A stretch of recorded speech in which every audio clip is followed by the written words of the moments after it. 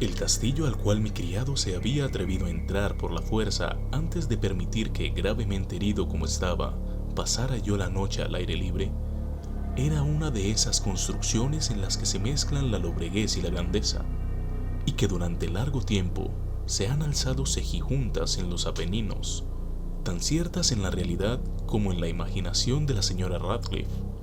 Según toda apariencia, el castillo había sido recién abandonado, aunque temporariamente. Nos instalamos en uno de los aposentos más pequeños y menos suntuosos. Hallábase en una apartada torre del edificio. Sus decoraciones eran ricas pero ajadas y viejas.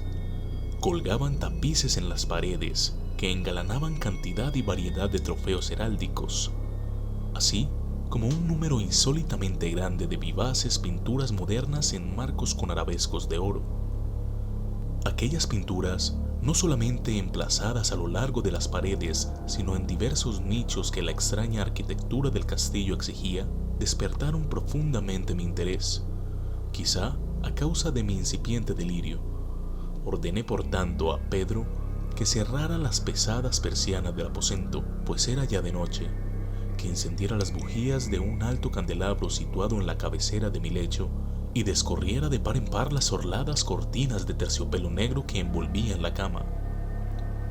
Al hacerlo así, deseaba entregarme, si no al sueño, por lo menos a la alternada contemplación de las pinturas y al examen de un pequeño volumen que habíamos encontrado sobre la almohada y que contenía la descripción y crítica de aquellas.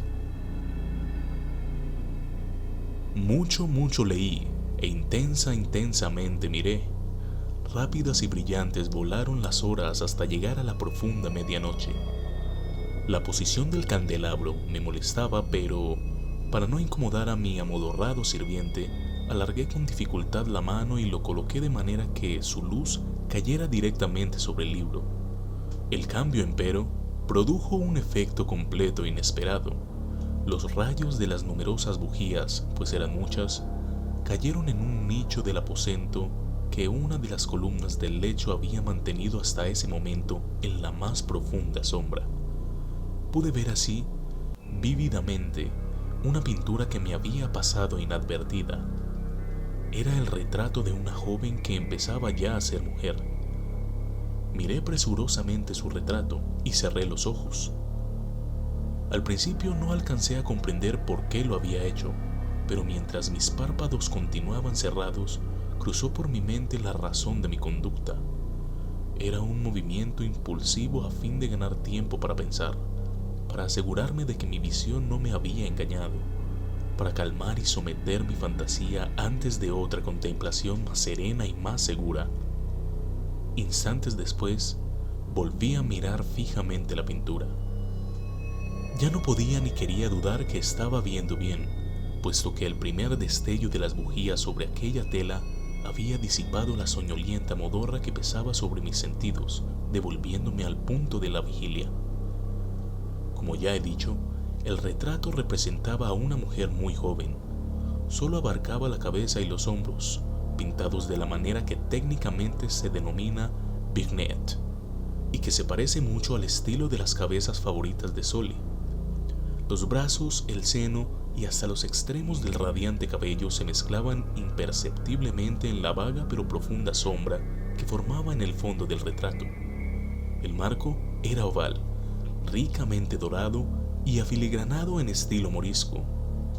Como objeto de arte, nada podía ser más admirable que aquella pintura, pero lo que me había emocionado de manera tan súbita y vehemente no era la ejecución de la obra, ni la inmortal belleza del retrato. Menos aún cabía pensar que mi fantasía, arrancada de su semisueño, hubiera confundido aquella cabeza con la de una persona viviente.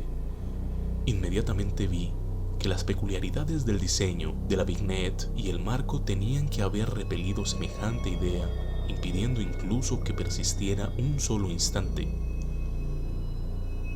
Pensando intensamente en todo eso, quédeme tal vez una hora. A medias sentado, a medias reclinado, con los ojos fijos en el retrato. Por fin, satisfecho del verdadero secreto de su efecto, me dejé caer hacia atrás en el lecho. Había descubierto que el hechizo del cuadro residía en una absoluta posibilidad de vida en su expresión que, sobresaltándome al comienzo, terminó por confundirme, someterme y aterrarme. Con profundo y reverendo respeto, volví a colocar el candelabro en su posición anterior. Alejada así de mi vista la causa de mi honda agitación, busqué vívidamente el volumen que se ocupaba de las pinturas de su historia. Abriéndolo en el número que designaba el retrato oval, leí en él vagas y extrañas palabras que siguen. Era una virgen de singular hermosura, y tan encantadora como alegre. Acaía la hora en que vio y amó y desposó al pintor. Él, apasionado, estudioso, austero, tenía ya una prometida en el arte.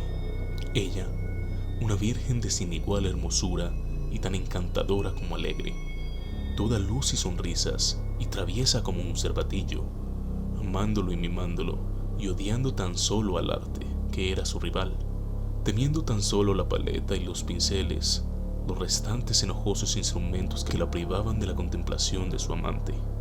Así para la dama, cosa terrible fue oír hablar al pintor de su deseo de retratarla. Pero era humilde y obediente, y durante muchas semanas posó dócilmente en el oscuro y elevado aposento de la torre, donde solo desde lo alto caía la luz sobre la pálida tela. Mas él, el pintor, gloriábase de su trabajo que avanzaba hora a hora y día a día. Y era un hombre apasionado, violento y taciturno que se perdía en sus sueños, tanto que no quería ver cómo esa luz que entraba lívida en la torre solitaria marchitaba la salud y la vivacidad de su esposa, que se consumía a la vista de todos, salvo de la suya.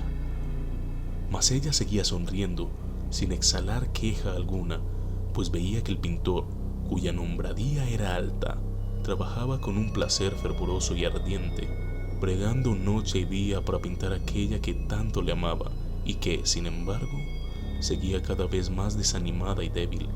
Y en verdad, algunos que contemplaban el retrato hablaban en voz baja de su parecido como de una asombrosa maravilla, y una prueba tanto de la excelencia del artista como de su profundo amor por aquella a quien representaba de manera tan insuperable. Pero a la larga, a medida que el trabajo se acercaba a su conclusión, nadie fue admitido ya en la torre, pues el pintor habíase exaltado en el ardor de su trabajo y apenas se apartaba los ojos de la tela, incluso para mirar el rostro de su esposa, y no quería ver que los tintes que esparcía en la tela eran extraídos de las mejillas de aquella mujer sentada a su lado. Y cuando pasaron muchas semanas y poco quedaba por hacer, salvo una pincelada en la boca y un matiz en los ojos, el espíritu de la dama osciló, vacilante como la llama en el tubo de la lámpara, y entonces la pincelada fue puesta y aplicado el matiz, y durante un momento el pintor quedó en trance frente a la obra cumplida, pero cuando estaba mirándola, púsose pálido y tembló mientras gritaba: «¡Ciertamente es la vida misma!» y volvióse de improviso para mirar a su amada. Estaba muerta.